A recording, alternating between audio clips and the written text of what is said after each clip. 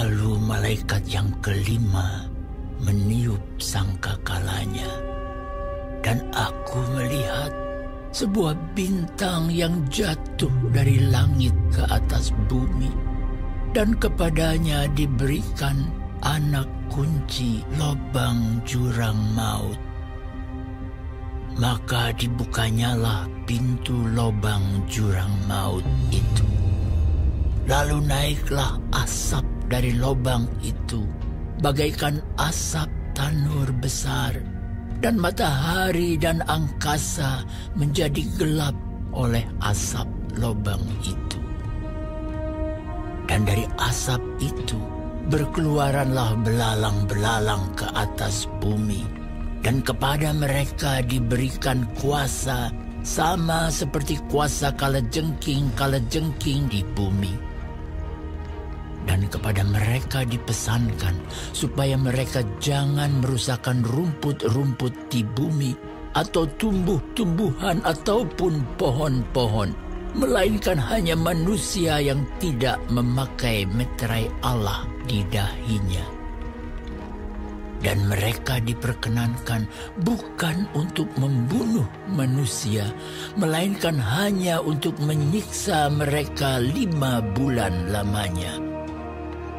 Dan siksaan itu seperti siksaan kalajengking apabila ia menyengat manusia. Dan pada masa itu, orang-orang akan mencari maut, tetapi mereka tidak akan menemukannya. Dan mereka akan ingin mati, tetapi maut lari dari mereka. Dan rupa belalang-belalang itu sama seperti kuda yang disiapkan untuk peperangan. Dan di atas kepala mereka ada sesuatu yang menyerupai mahkota emas. Dan muka mereka sama seperti muka manusia. Dan rambut mereka sama seperti rambut perempuan, dan gigi mereka sama seperti gigi singa. Dan dada mereka sama seperti baju zirah, dan bunyi sayap mereka bagaikan bunyi kereta-kereta yang ditarik banyak kuda yang sedang lari ke medan peperangan. Dan ekor mereka sama seperti kalajengking dan ada sengatnya. Dan di dalam ekor mereka itu terdapat kuasa mereka untuk menyakiti manusia 5 bulan lamanya. Dan raja yang memerintah mereka ialah malaikat jurang maut. Namanya dalam bahasa Ibrani ialah Abaddon, dan dalam bahasa Yunani ialah Apollyon. Celaka yang pertama sudah lewat. Sekarang akan menyusul 2 celaka lagi. Lalu malaikat yang ke-6 meniup sangkakalanya, dan aku mendengar suatu suara keluar dari ke-4 tanduk mezbah emas yang di hadapan Allah, dan berkata kepada malaikat yang ke-6 yang memegang sangkakala itu, "Lepaskanlah ke-4 malaikat yang terikat dekat sungai besar Efrat itu."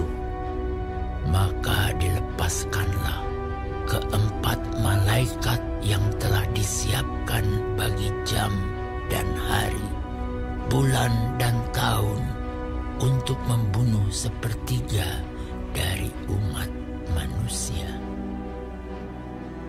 Dan jumlah tentara itu ialah 20.000 laksa pasukan berkuda. Aku mendengar jumlah mereka. Maka demikianlah aku melihat dalam penglihatan ini kuda-kuda dan orang-orang yang menungganginya.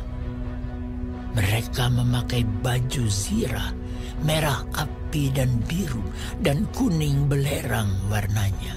Kepala kuda-kuda itu sama seperti kepala singa, dan dari mulutnya keluar api dan asap dan belerang.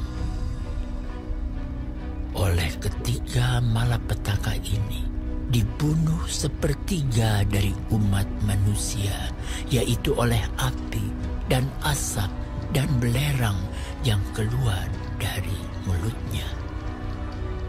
Sebab kuasa kuda-kuda itu terdapat di dalam mulutnya dan di dalam ekornya. Sebab ekornya sama seperti ular. Mereka berkepala, dan dengan kepala mereka itu mereka mendatangkan kerusakan. Tetapi manusia lain yang tidak mati oleh malapetaka itu tidak juga bertobat dari perbuatan tangan mereka. Mereka tidak berhenti menyembah roh-roh jahat dan berhala-berhala dari emas dan perak, dari tembaga, batu dan kayu yang tidak dapat melihat atau mendengar atau berjalan. Dan mereka tidak bertobat daripada pembunuhan, sihir, percabulan, dan pencurian.